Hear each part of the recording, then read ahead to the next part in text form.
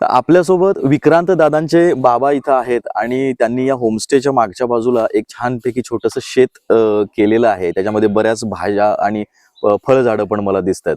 तर काका याविषयी आम्हाला थोडीशी माहिती द्या.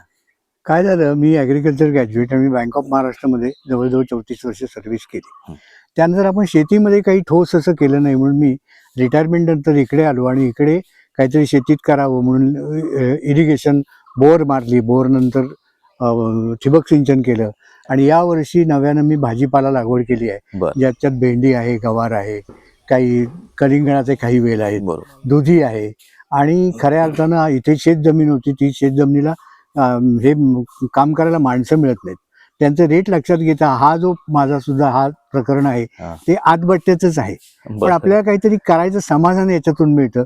यावर्षी नव्यानं मी भोपळा लागवड केली आहे बरं. आणि भोपळा लागवडमध्ये बऱ्यापैकी पैसे मिळतील असं मला वाटतं. बरं. पण शेतीत खरं म्हणजे आतबट्ट्याचाच व्यवहार आहे.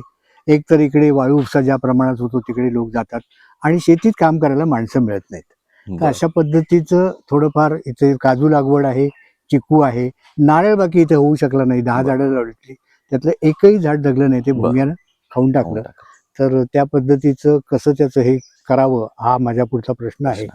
आणि साधारणपणे समुद्र सपाटीपासून तुम्ही आत 50 किलोमीटर आलात तर नारळ आंबा व्यवस्थित वेळेवर होत नाही आणि तो होतो तो कॅनिंगला द्यावा लागतो, त्यामुळे बरं. पैसे मिळत नाहीत. मग चांगलं उत्पन्न देणारं कॅश क्रॉप कुठलं आहे तर काजू आहे. तर काजू लागवड त्यासाठी मी केलेली आहे आणि हे तुम्ही पाहाल इकडे मोठ्या प्रमाणावर म्हणून गवार लावली आहे.